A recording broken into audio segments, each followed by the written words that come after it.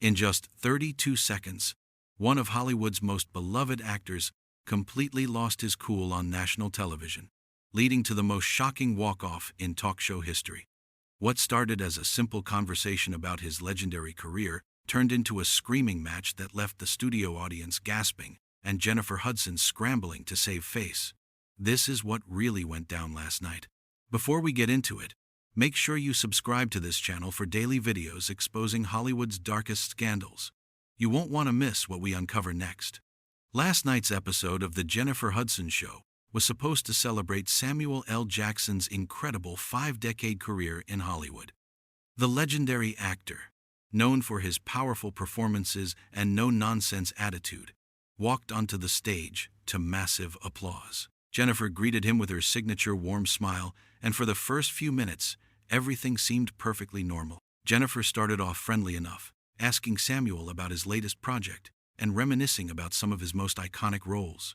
Samuel was relaxed, leaning back in his chair, sharing behind-the-scenes stories that had the audience laughing. He talked about working with Quentin Tarantino, his time in the Marvel Universe, and some of the younger actors he'd been mentoring. The energy in the room was electric, and it seemed like it was going to be another feel-good interview. "You know, I've been so fortunate," Samuel said, smiling genuinely at the audience. "I get to work with incredible people, tell important stories, and I'm still learning every single day. That's the beauty of this craft." "That's beautiful, Samuel," Jennifer responded, nodding enthusiastically. "And you've inspired so many people along the way.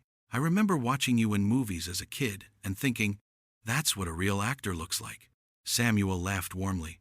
"Well, I appreciate that. I really do. I've always believed in giving it everything you've got, you know. Every role, every scene, every moment matters." The audience applauded, and Jennifer smiled wider. "Absolutely. And speaking of every moment mattering, I want to talk about something important with you." There was a slight shift in her tone, so subtle that most of the audience probably didn't catch it, but Samuel did. His smile stayed in place, but his eyes became more focused, more cautious. "Sure," he said carefully. "What's on your mind?" Jennifer glanced down at her note cards, and that's when people who know how these things work could sense something was coming. She took a breath, looked back up at Samuel, and her smile became a little tighter. But then Jennifer decided to shift gears. "So Samuel," Jennifer said, her tone changing slightly as she glanced down at her note cards, "I want to talk about something that's been making headlines recently. There's been some discussion about your comments regarding diversity in Hollywood, and specifically about representation for women in action films." Samuel's expression changed immediately. His relaxed posture stiffened, and he leaned forward slightly. The smile faded from his face, replaced by something more guarded. "What comments are you referring to?" he asked, his voice measured but with an edge to it. Jennifer smiled, but there was something calculated about it, something rehearsed. "Well, you said in an interview last month that female-led action films don't perform as well at the box office, and that Hollywood should focus on what works rather than forcing diversity. A lot of people found that pretty disappointing coming from you." The audience went quiet.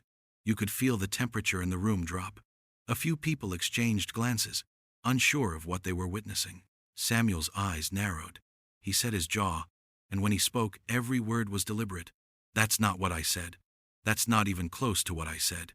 But you did say that studios should be more cautious about greenlighting certain projects," Jennifer pressed on, reading from her card with an air of confidence that suggested she'd prepared for this moment. "That they shouldn't just check boxes for the sake of checking boxes." "Those were your words, weren't they?"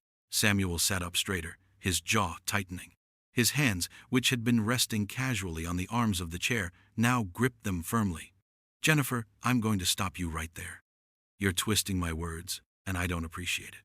What I actually said was that studios need to give female directors and actors the same budgets and marketing support they give male-led films.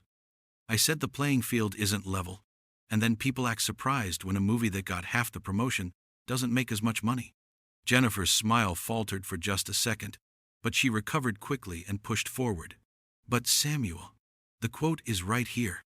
You said, and I'm reading directly from the source, we need to be realistic about what audiences want to see."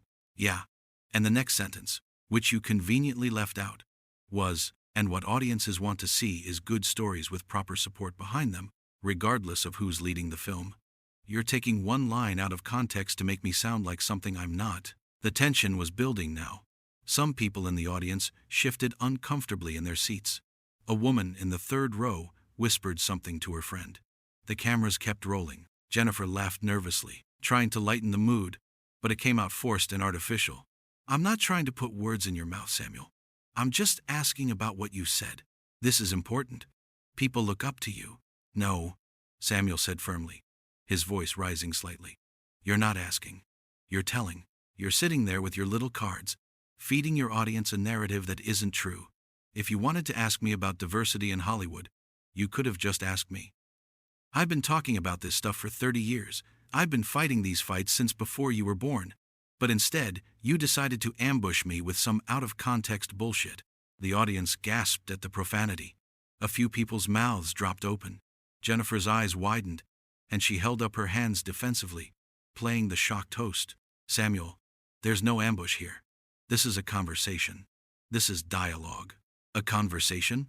Samuel let out a harsh laugh that had no humor in it whatsoever. A conversation is when two people talk to each other honestly. When there's respect, when there's truth. This is you trying to get a viral moment by making me look bad. This is you setting me up. And I'm not here for it. Jennifer's expression hardened. The warm, bubbly host persona was starting to crack around the edges. Her smile became tighter, her voice sharper. I'm just doing my job, Samuel. Part of my job is asking tough questions. If I only asked softball questions, what kind of journalist would I be? Tough questions? You want tough questions? Samuel was fully engaged now, leaning forward with his elbows on his knees, his full attention locked on Jennifer like a laser. Let me ask you something then. How come you didn't bring this up with your producers before the show? How come this wasn't part of the pre-interview conversation? You know why? Because you knew I'd shut this down before we even got on camera. You knew I'd walk away if you pulled this in the prep. Jennifer's face flushed. A red tint crept up her neck and into her cheeks. We discuss a wide range of topics with all our guests. We can't cover every single thing we might talk about.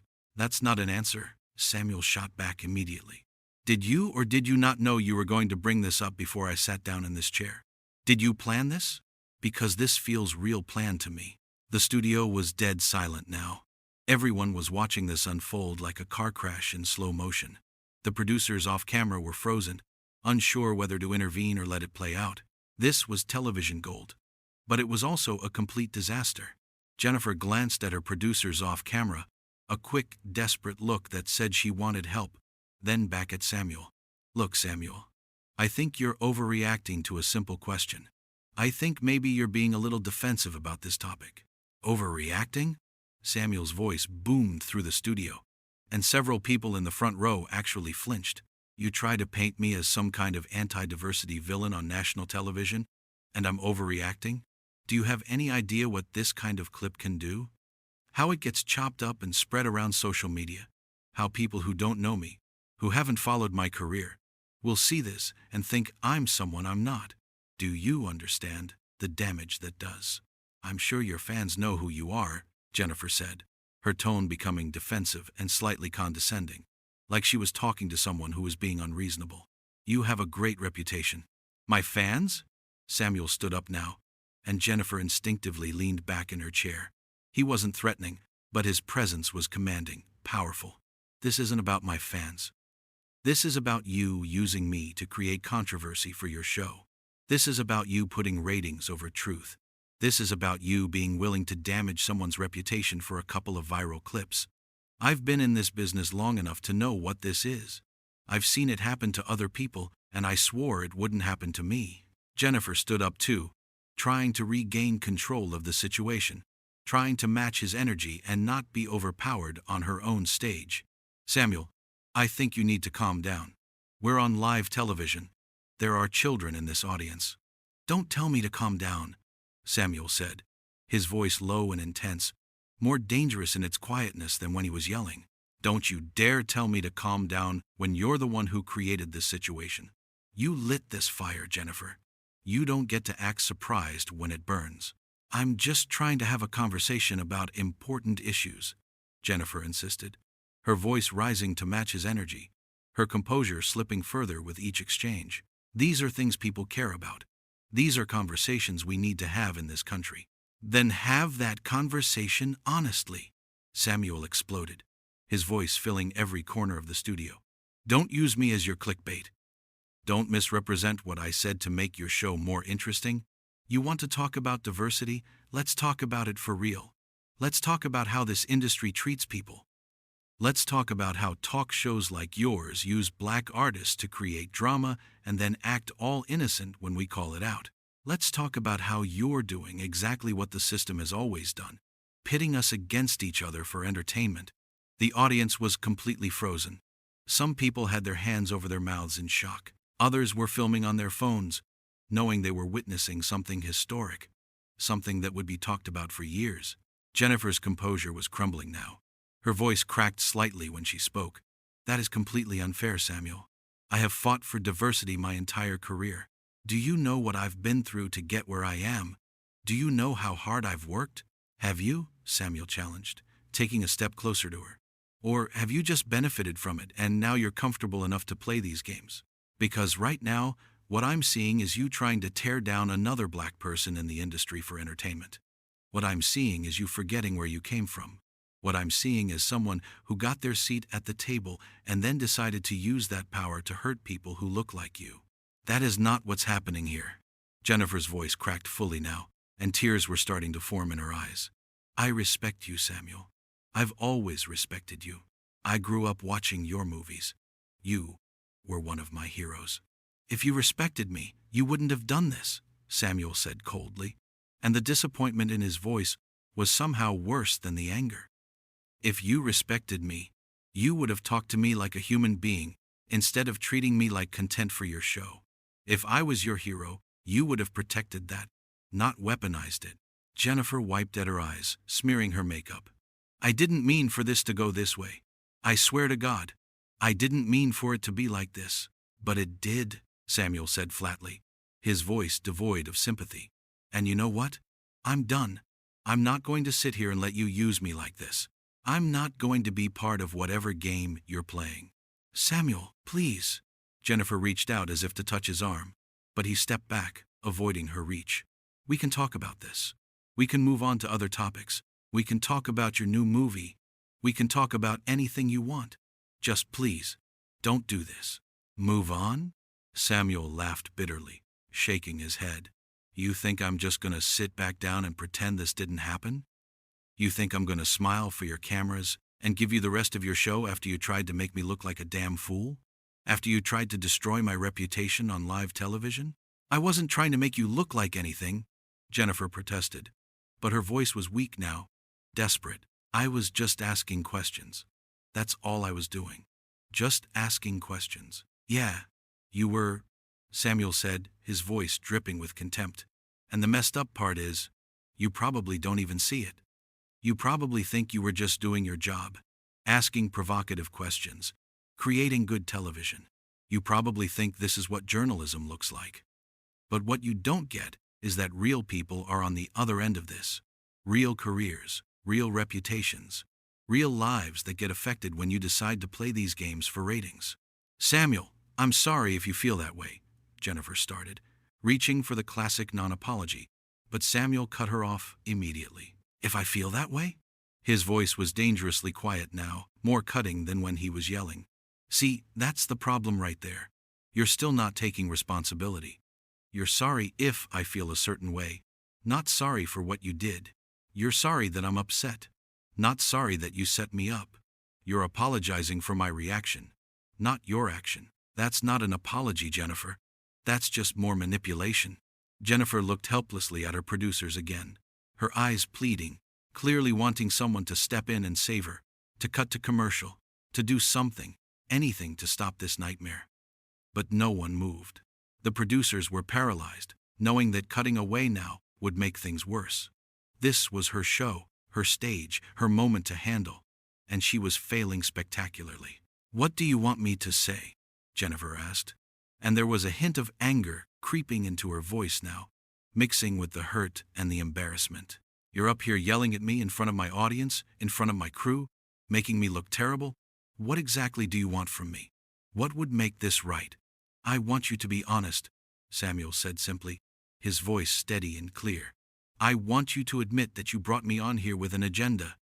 That this wasn't about celebrating my career or having a real conversation. This was about creating a moment. This was about getting headlines.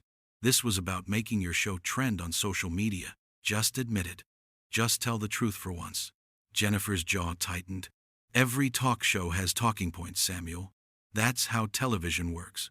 We prepare questions. We do research. We create a structure for the conversation. That's not an agenda. That's just production. Don't insult my intelligence, Samuel warned, his eyes flashing. I've been doing press for 40 years. I've sat on hundreds of couches, answered thousands of questions. I know how television works.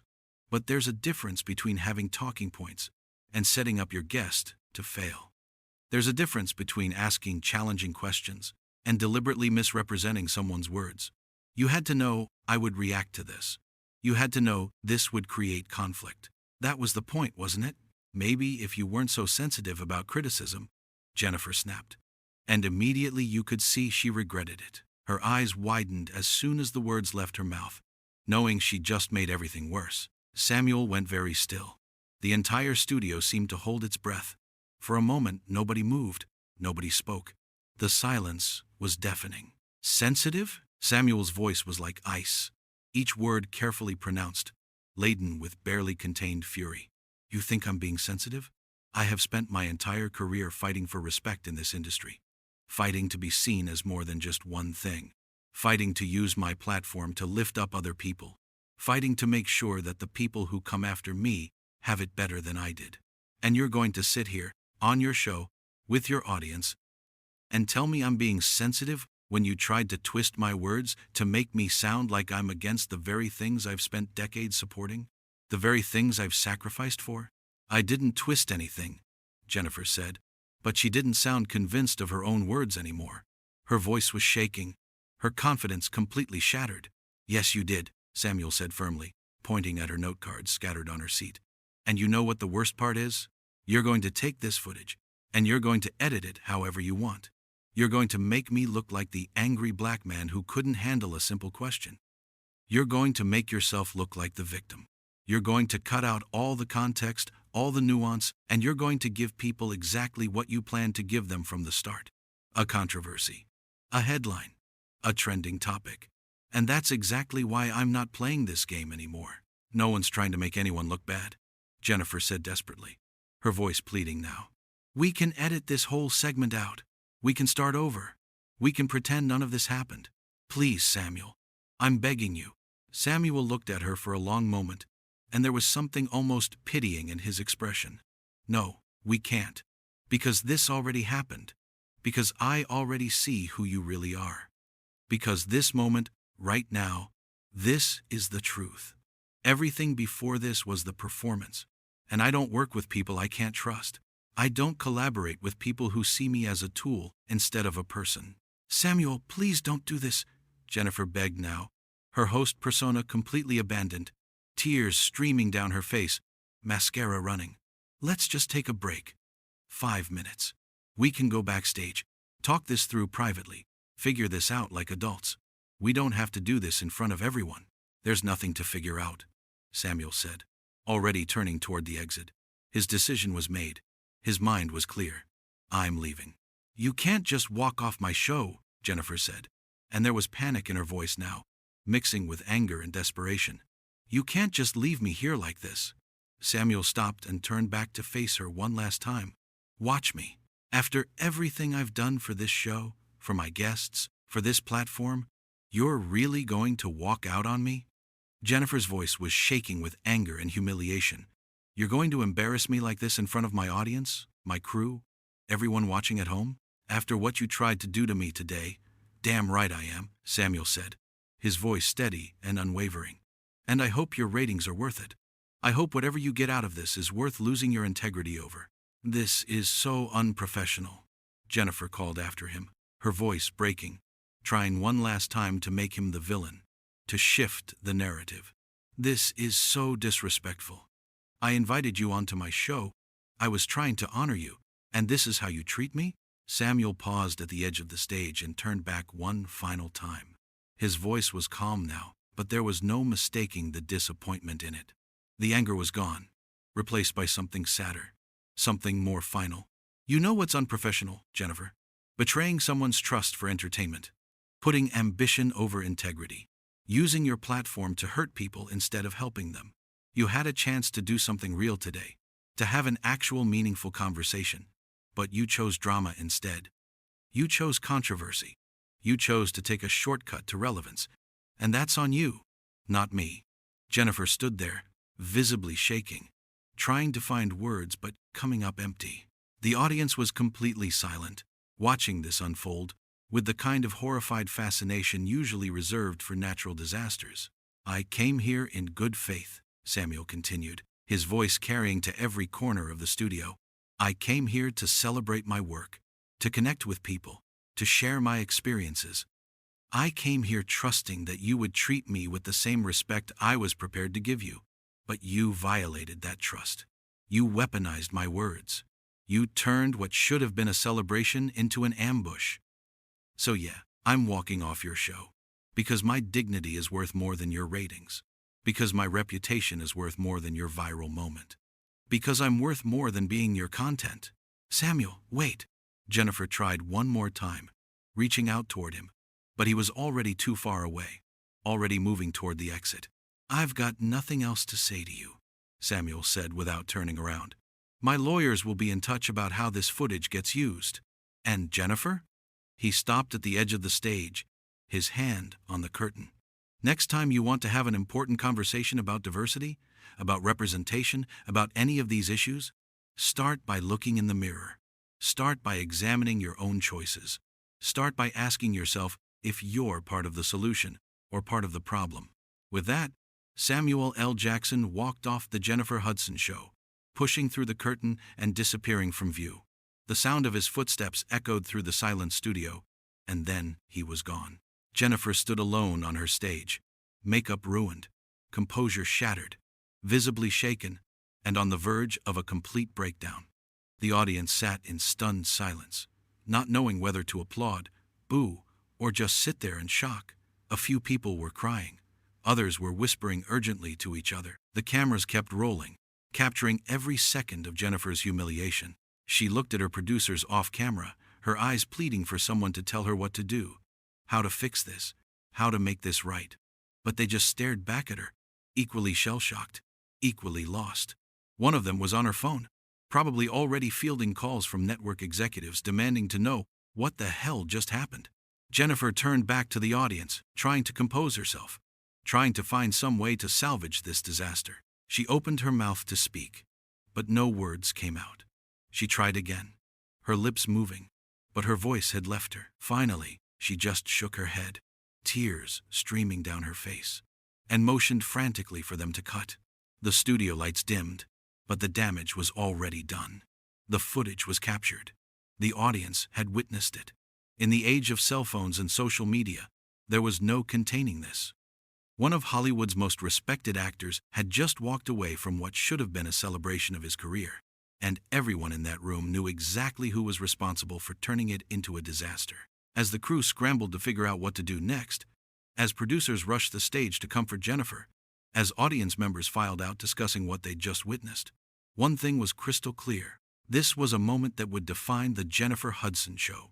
Not for the reasons they'd hoped, not as the powerful interview they'd planned, but as a cautionary tale about what happens when ambition overrides integrity, when ratings matter more than respect, and when a host forgets that the people in their chairs are human beings, not just content to be manipulated for entertainment.